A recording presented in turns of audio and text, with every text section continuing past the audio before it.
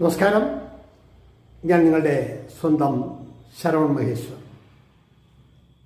കൃഷ്ണശിലയായി എന്ന എൻ്റെ പരമ്പരയിലെ 241 എപ്പിസോഡാണിത്. ഇന്ന് ഞാൻ നിങ്ങളോട് പറയുന്നത് ലോകപ്രശസ്ത ശില്പി ശ്രീ കാനായി കുഞ്ഞിരാമനെ കുറിച്ചിട്ടാണ്. അദ്ദേഹത്തിൻ്റെ നിരവധി ശില്പങ്ങൾ,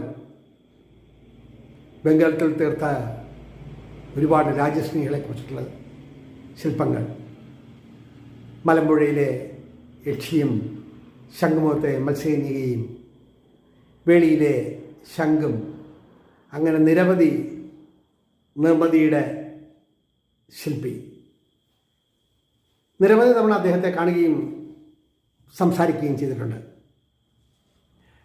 പ്രത്യേകിച്ച് എൻ്റെ ഒരു പുസ്തകത്തിൻ്റെ കവർ പേജ് ഡിസൈൻ ചെയ്യാനായി കുന്നുകുഴിയിലുള്ള അദ്ദേഹത്തിൻ്റെ വീട്ടിൽ പോയി സംസാരിച്ചപ്പോൾ ഉണ്ടായ ഒരു അനുഭവം ഇന്നും മനസ്സിൽ നിന്നും മായ്ച്ചുകളയാൻ കഴിയാത്ത വിധം എൻ്റെ മനസ്സിൽ പതിഞ്ഞുപോയ ചില വാക്കുകൾ. വെളിയിൽ വെച്ചാണ് ഞാൻ പലവരു അദ്ദേഹത്തെ കണ്ടിട്ടുള്ളത്. അദ്ദേഹവുമായി സംസാരിച്ചിട്ടുണ്ട്. അദ്ദേഹത്തിൻ്റെ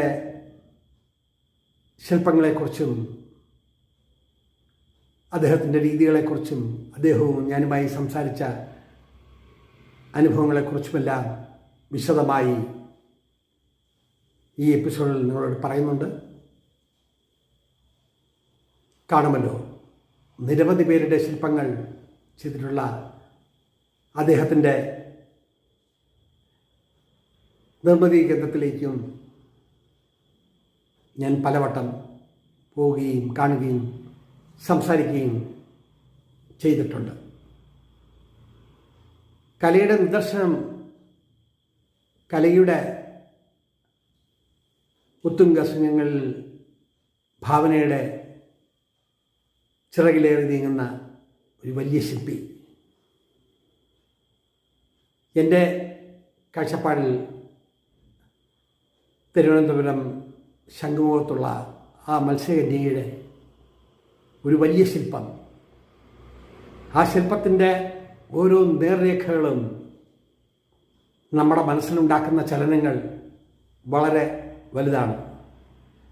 അദ്ദേഹത്തെക്കുറിച്ചിട്ടാണ് ഈ എപ്പിസോഡിൽ ഞാൻ നിങ്ങളോട് പറയാൻ ഉദ്ദേശിക്കുന്നത്. കാണുക.